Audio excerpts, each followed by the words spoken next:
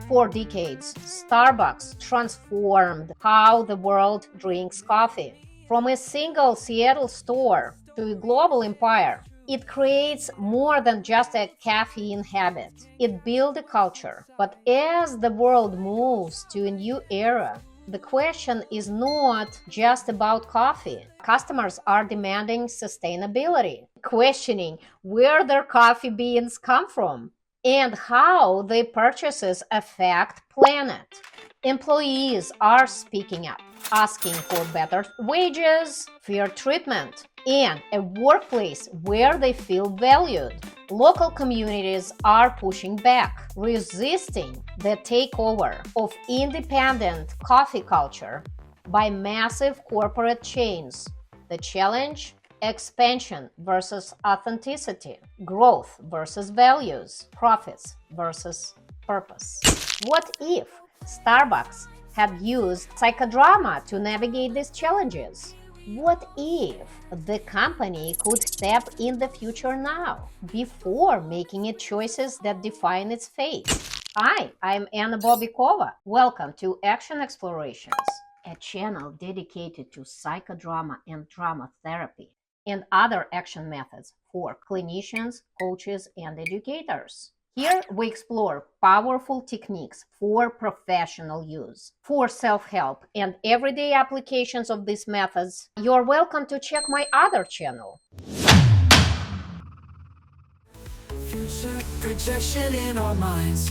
Oh, we ride future projection. Future projection is a psychodramatic technique that allows leaders to step in the company's future for 10 years from now, exploring multiple possible futures before making critical decisions. This helps them anticipate challenges, align with their mission, and create a business model that is profitable and purpose-driven.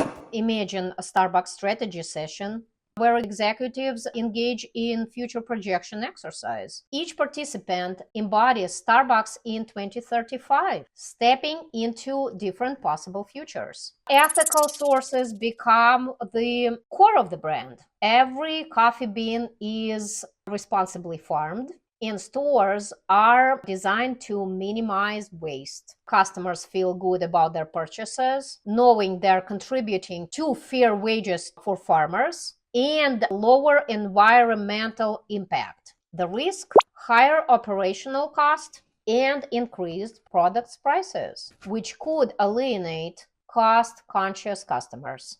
Starbucks abandons the mass chain model, returning to a cozy community cafe experiences. Customers connect with baristas, local flavors appears on menus, and Starbucks feels like a neighborhood spot again.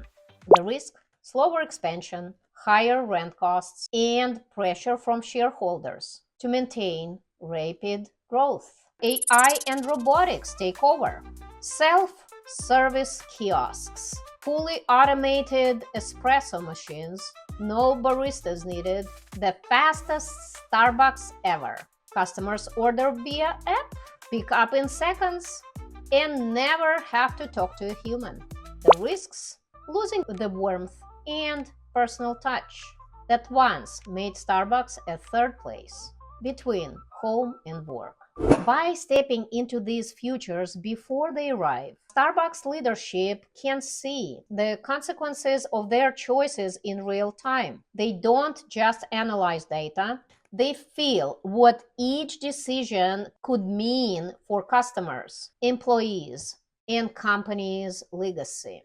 This allows them to make better, mission-driven choices today, ensuring that Starbucks doesn't just survive, but thrives in changing world. Starbucks is facing one of the biggest challenges yet: staying relevant without losing its soul.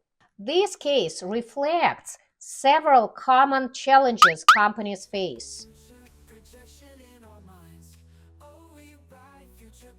By using future projection, Starbucks can avoid reactionary decision-making and instead design a future that aligns with its original vision, one where growth and values coexist. Because in the end, The biggest question for Starbucks isn't how big it can get. It's whether it can keep the magic that made people love it in the first place. Starbucks revolutionized the coffee culture, but could it have avoided some of its biggest challenges? Psychodrama isn't just for therapy. It's a powerful tool for business, leadership, and innovation. And the same techniques that could help Starbucks can help any organization facing change and conflict. Now, how can you continue to experience psychodrama and drama therapy techniques? Check our video courses on psychodrama for leadership, or hire me to run psychodrama interventions in your organization. Details are in the description box. Which psychodrama technique do you think Starbucks need the most? Which one you'd like to perform in your organization? What questions do you have about psychodrama techniques? Ask me in the comments. Thank you for watching. See you in the next video. Bye-bye. Psychodrama, yeah, it's cool.